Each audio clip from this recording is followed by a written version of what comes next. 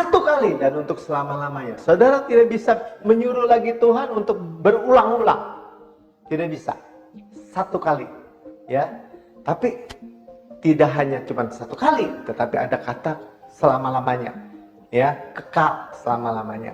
Kalau orang bertanya, berapa lama Pak kekal Pak? Saudara bisa jawab, berapa lama kekal? Yang ada batasnya, orang bilang. Ya, selama-lamanya ya nggak pernah berhenti. Nah, kenapa kita sering tidak menyadari bahwa korbannya itu nilainya, sifatnya selama-lamanya.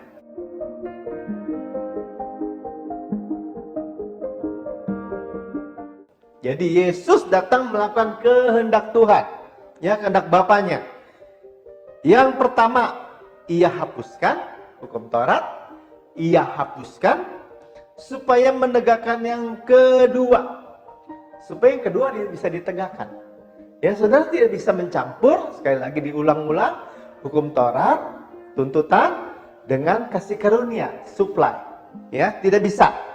Ayat 10 luar biasa, kita baca sama-sama kalau saudara memegang Alkitab. 3, 4. Dan karena kehendaknya inilah kita telah dikuduskan satu kali untuk selama-lamanya oleh persembahan tubuh Yesus Kristus. Satu kali untuk selama-lamanya dikuduskan.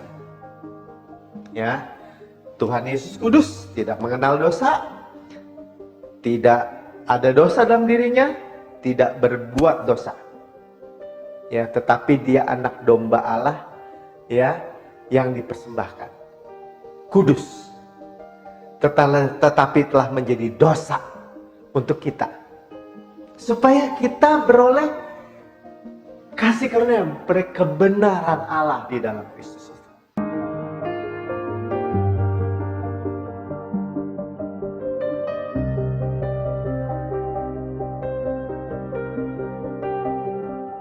Shalom saudara, jumpa lagi dengan saya Pendeta Melkisedek Tano.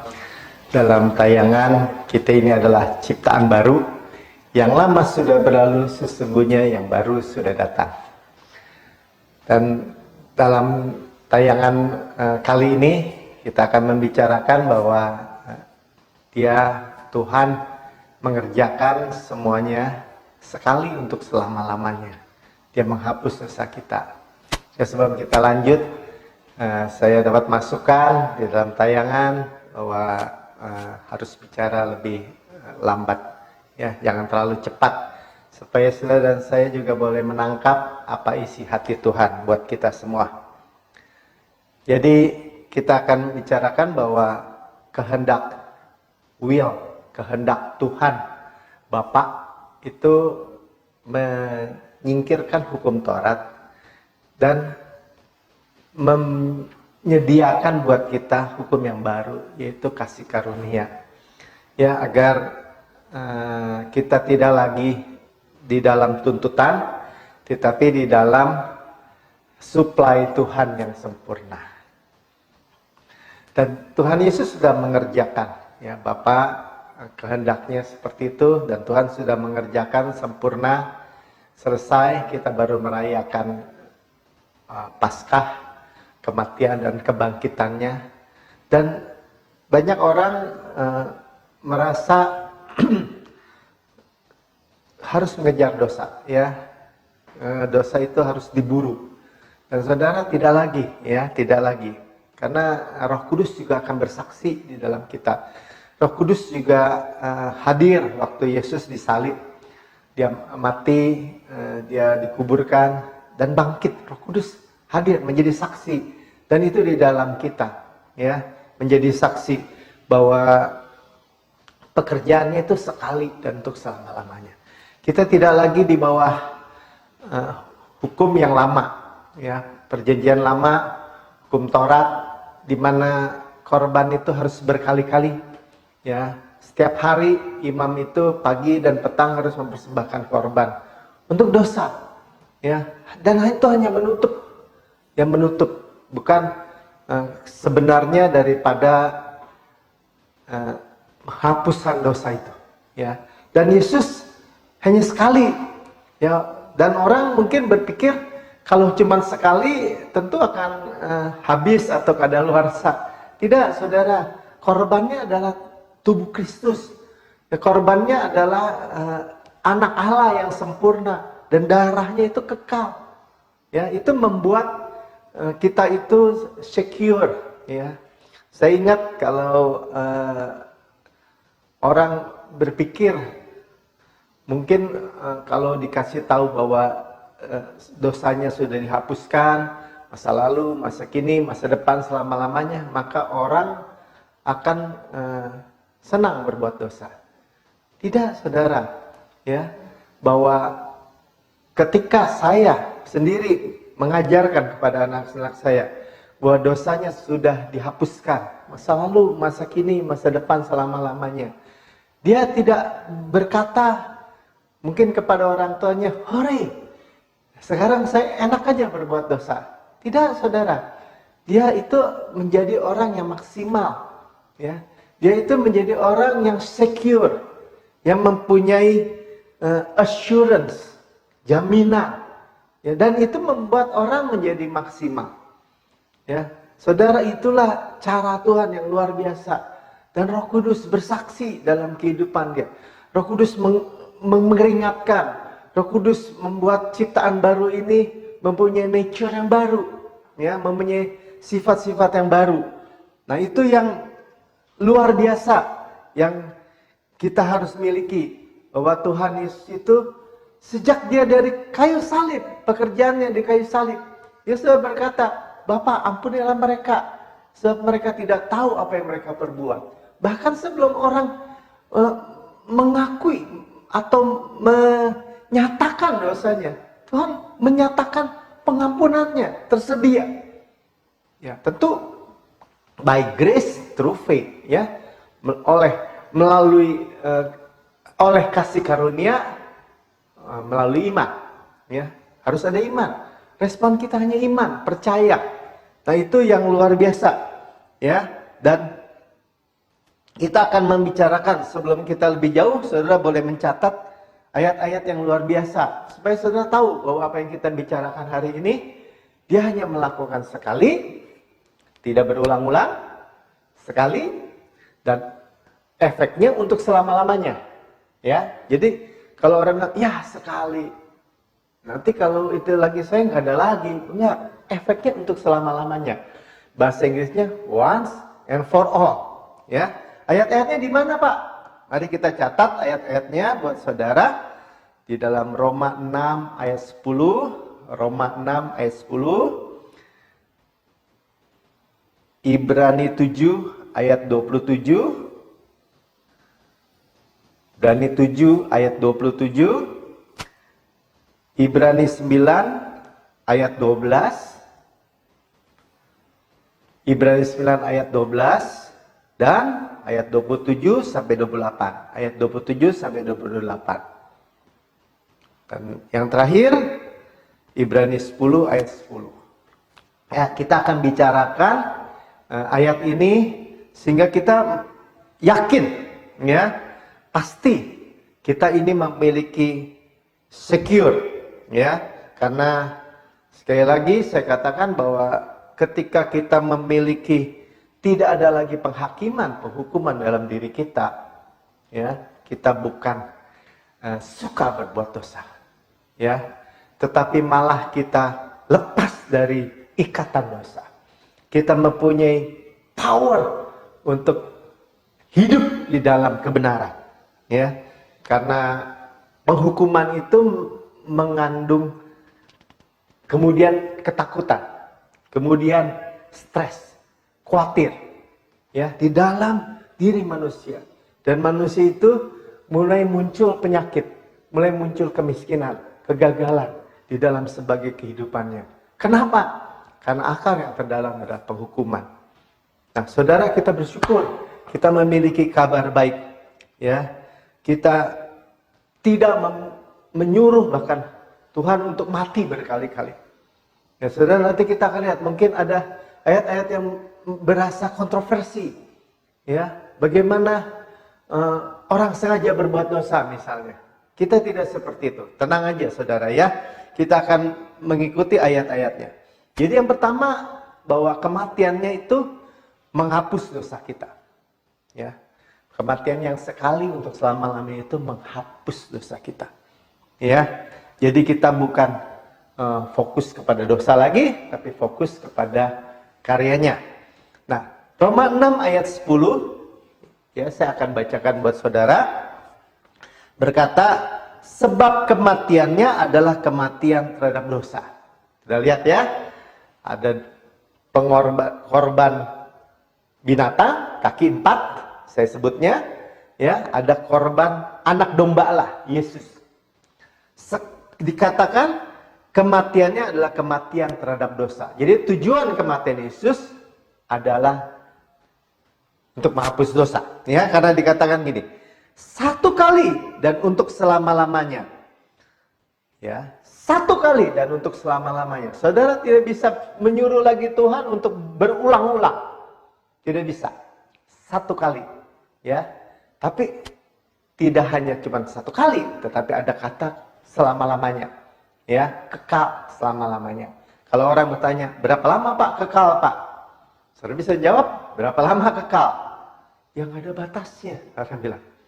Ya, selama-lamanya ya nggak pernah berhenti. Nah, kenapa kita sering tidak menyadari bahwa korbannya itu nilainya, sifatnya selama-lamanya buat kita. Ya, sekarang kita mendengar firman-Nya bilang itu. Dan kehidupannya adalah kehidupan bagi Allah. Ya, setelah dia mati, dia bangkit dan kehidupan duduk di sebelah kanan Allah. Sebagai kita. Jangan takut ya. Jadi kita tidak fokus lagi kepada dosa, tapi fokus kepada kehidupan Yesus. Zoe. Sebagaimana Yesus di surga, demikian kita di bumi sekarang ini. Itu firman. Ya, sehingga nature kita, kedudukan kita adalah, posisi kita adalah di sebelah kanan Allah Bapa. Ya. Posisi itu menentukan profesi kita, menentukan semua apa yang kita peroleh, ya, seperti itu. Jadi cukup kematiannya, ya, cukup satu kali. Saudara berkata sama saya, satu kali, ya, dan untuk selama-lamanya, once and for all. Nah, Yohanes, di dalam Yohanes 1 ayat 29, kalau saudara bilang, mana Pak ayatnya? Satu kali untuk Tuhan menghapus dosa. Ya, Yohanes menyaksikan, ya, Yohanes Pembaptis, ya, dikatakan gini, pada keesokan harinya Yohanes Pembaptis itu nabi terakhir dari Perjanjian Lama, ya, melihat Yesus datang kepadanya dan ia berkata, lihatlah anak domba Allah yang menghapus dosa dunia. Ya, jadi jelas firman Tuhan menyaksikan bahwa Yesus itu anak domba Allah, bukan anak domba kaki 4 atau anak lembu atau domba kaki 4, tetapi anak domba Allah. Dia taken away, menghapus dosa dunia. Ya, menyingkirkan dosa dunia. Tetapi orang bilang, ya kalau gitu semua orang nggak perlu percaya Yesus menghapus dosa dunia. Tidak, by grace through faith, oleh kasih karunia melalui iman, ya, kita percaya. Nah itu saudara, ya. Jadi tidak berulang-ulang seperti Perjanjian Lama, karena Yesus anak domba Allah itu selalu accepted, selalu diterima, ya. Imam memeriksa dombanya, Yesus juga diperiksa sempurna. Ya, makanya di dalam Ibrani 7 ayat 27 saya bacakan buat saudara. Bagi ayat yang berikutnya, yang tidak seperti imam-imam besar lain yang setiap hari harus mempersembahkan korban untuk dosanya sendiri, dan sesuai itu barulah untuk dosa umatnya.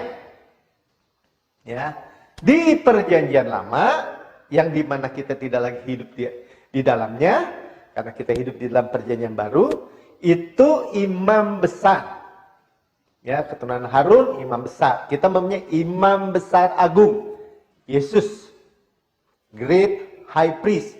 High priest harus mempersembahkan setiap hari buat dirinya. Kenapa? Karena dia juga berbuat dosa. Ya, dan untuk umat Israel. Kenapa? Karena selalu harus ada korban untuk dosa.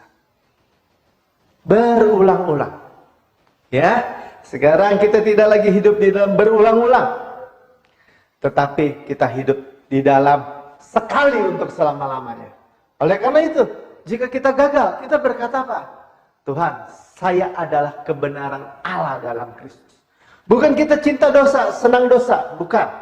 Tetapi kita melihat bahwa korbannya anak domba Allah. Ya, dikatakan ayat selanjutnya.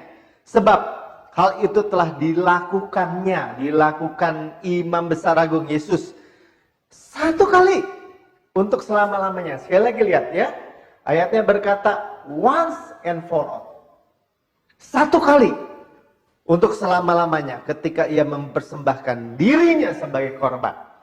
Ya. Jadi saudara lihat, kita mempunyai secure.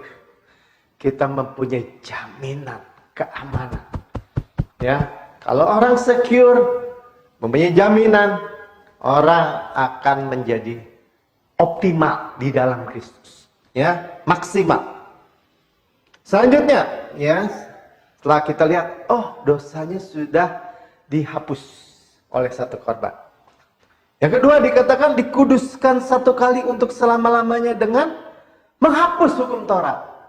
Ya, Tuhan punya kehendak menghapus, menyingkirkan hukum Taurat. Karena hukum Taurat menuntut saudara. Karena hukum Taurat menyuruh saudara mengejar dosa. Ya, tetapi kasih karunia dikatakan ditegakkan. Mana ayatnya, Pak? Oke ya, kita baca Ibrani 10 ayat 9. Supaya kita clear. Ya, apakah ini benar-benar kehendak Allah atau perkataan manusia? Ya. Ibrani 10 ayat 9 berkata, dan kemudian katanya, kata Tuhan, sungguh aku datang untuk melakukan kehendak-Mu. Jadi Yesus datang melakukan kehendak Tuhan. Ya, kehendak Bapaknya. Yang pertama, ia hapuskan hukum Taurat. Ia hapuskan supaya menegakkan yang kedua. Supaya yang kedua bisa ditegakkan. Ya, saudara tidak bisa mencampur, sekali lagi diulang-ulang, hukum Taurat, tuntutan dengan kasih karunia, supply. Ya, tidak bisa.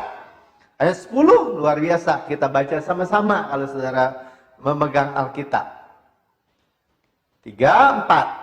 Dan karena kehendaknya inilah kita telah dikuduskan satu kali untuk selama-lamanya oleh persembahan tubuh Yesus Kristus. Satu kali untuk selama-lamanya dikuduskan. Ya. Tuhan Yesus kudus, tidak mengenal dosa, tidak ada dosa dalam dirinya, tidak berbuat dosa. Ya, tetapi dia anak domba Allah, ya, yang dipersembahkan. Kudus. Tetapi telah menjadi dosa untuk kita. Supaya kita beroleh kasih karunia, kebenaran Allah di dalam Kristus itu. Di dalam pengorbanan. Jadi jelas bahwa kehendak Bapa menghapus yang pertama, menegakkan yang kedua. Pekerjaan Yesus adalah menyelesaikan semua yang Bapa kehendaki itu. Ya. Di dalam Efesus 2 ayat 6 katakan, dan di dalam Kristus Yesus, ia, Bapa, ya, telah membangkitkan kita juga, memberikan tempat bersama-sama dengan Dia di surga. Sudah lihat ya, di dalam Kristus, ya, Bapa membangkitkan kita juga di dalam Kristus dan didudukkan di tempat, ya, seated together. Jadi duduk di dalam posisi yang bersama dengan Yesus di sebelah kanan Allah Bapa. Itulah posisi kita. Ya, kalau kita percaya sekali untuk selama-lamanya. Satu kali korbannya, efeknya selama-lamanya continuous. Ya, saudara lihat.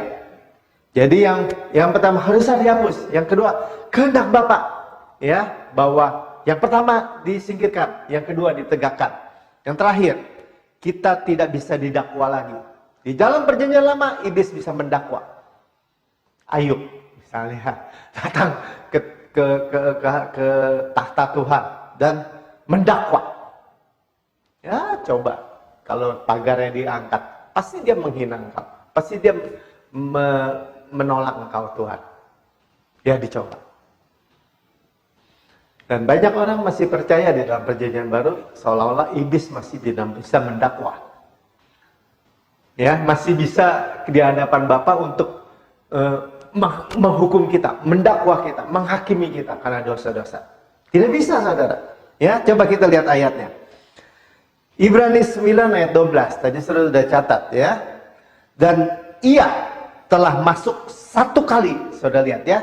Ia, Tuhan Yesus telah masuk satu kali untuk selama-lamanya. Sekali lagi ya, once and for all. Dia imam besar yang membawa korban dirinya sendiri masuk ke bait yang surgawi, ya, masuk ke ruang maha kudus membawa darahnya sendiri. Saudara lihat ya, ke dalam tempat kudus.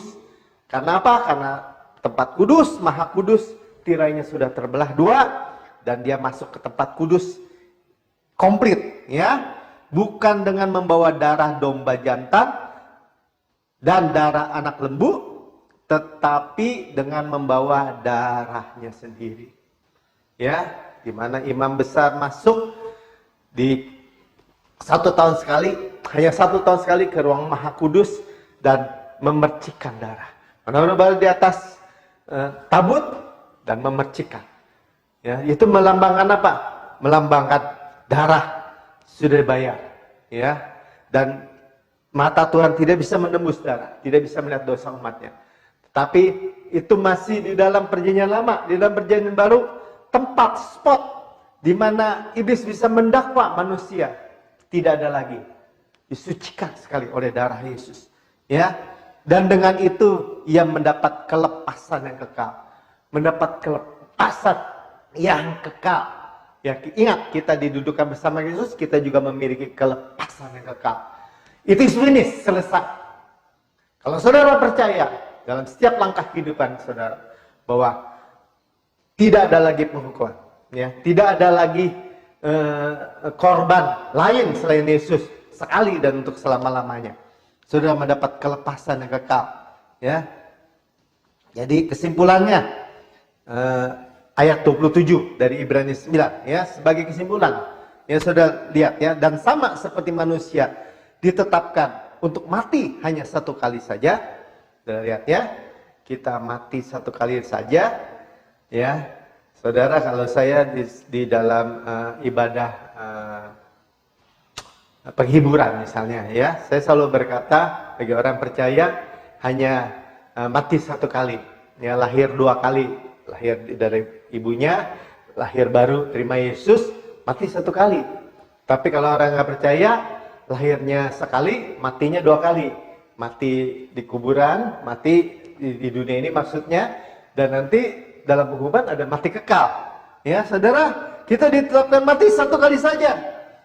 Dan setelah itu dihakimi. Ya, saudara, orang kalau dengar dihakimi, loh kan dihakimi, bisa dihukum kan? Tidak, saudara. Saudara, kalau Tuhan bicara kita masuk ke dalam tahta pengadilan Kristus, itu bema seat of Christ. Ya, dalam khotbah yang sebelumnya saya sudah menjelaskan bahwa ada tahta pengadilan Kristus untuk memberikan mahkota Stefanus bagi setiap orang yang percaya. Ya, mereka bingung mungkin ya, kenapa saya nggak melakukan apa-apa? Tapi saya menerima mahkota. Kenapa, saudara? Saudara tidak punya kesadaran bahkan melakukan ini dan itu. Tuhan katakan, ya, ketika aku telanjang kau memberikan aku pakaian. Ketika aku lapar kau memberikan aku makan. Ketika aku di dalam penjara kau memberikan aku kunjungan. Kapan, saudara? Nah, itu kenapa? Karena Tuhan yang mengerjakan di dalam kita. Ya. Tetapi orang yang tidak percaya akan mengalami penghakiman takhta putih. Ya, entah neraka, entah surga kita punya pembela Yesus. Jangan takut, ya. Kita bema seat of Christ, ya. Tahta pengadilan Kristus seperti orang menang Olimpiade, diberikan mahkota. 28. Demikian juga pula Kristus. Lihat ya, ini buktinya. Hanya satu kali, lihat sekali lagi. Hanya satu kali saja mengorbankan dirinya. Kita tidak tahu ya, mengorbankan dirinya sebagai anak domba tadi satu kali untuk selama-lamanya. Jadi ayat ini hanya bilang satu kali untuk menanggung dosa banyak orang. Ya, satu kali untuk menanggung dosa banyak orang. Sesudah itu ia akan menyatakan dirinya. Sesudah itu ia akan datang, ya, menyatakan dirinya sekali lagi tanpa menanggung dosa, ya. Datang satu kali lagi, tidak berurusan dengan dosa, ya, tetapi mengangkat mempelainya. Saudara dan saya yang percaya, ya, diangkat di awan-awan permai. Dia datang untuk menjemput kita, ya, rapture, untuk menganugerahkan keselamatan. Keselamatan apa, saudara? Kita masih dalam tubuh, ya, yang bisa tua, yang ngantuk kalau dengar firman misalnya. Tetapi dia memberikan kepada kita tubuh kemuliaan yang sama dengan tubuhnya, ya, dan kemuliaan kepada mereka yang menantikan dia. Sudah lihat, ya, bahwa kehendak Bapa, pertama dosa kita dihapus, kehendak Bapa bahwa kita tidak lagi di bawah hukum Taurat, ya. Yang ketiga, kita itu memiliki kepastian, ya, bahwa kita pasti diangkat. Mari kita berdoa. Bapa, terima kasih karena Engkau memberikan tubuhmu, korbanmu, menghapus semua dosa kami. Kami tidak perlu takut, tidak perlu khawatir, tidak perlu insecure, tidak merasa aman, tapi merasa aman, merasa secure. Kami mempunyai jaminan karena Tuhan korbanmu satu kali. Tidak perlu berkali-kali, tidak berulang-ulang, tetapi sifatnya kekal selama-lamanya. Dan itu membuat setiap langkah hidup kami tidak lagi di dalam penghukuman atau dalam ketakutan.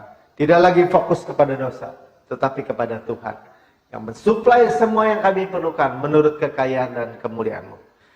Terima kasih Bapak, bahwa kami juga tidak bisa didakwa. Kalau iblis mendakwa kami hanya menyuruh dia untuk lihat kepada Yesus yang duduk di sebelah kanan Allah Bapa. Karena itulah status kedudukan kami yang sesungguhnya, yang sebenarnya saat ini. Terima kasih karena karyamu, korbanmu sekali dan untuk selama-lamanya bagi kami. Biarlah semua orang yang mendengar firman Tuhan sungguh-sungguh dimerdekakan dan sungguh-sungguh merdeka. Mereka boleh hidup di dalam kemenangan Kristus yang gilang gemilang. Di dalam nama Tuhan Yesus. Amin.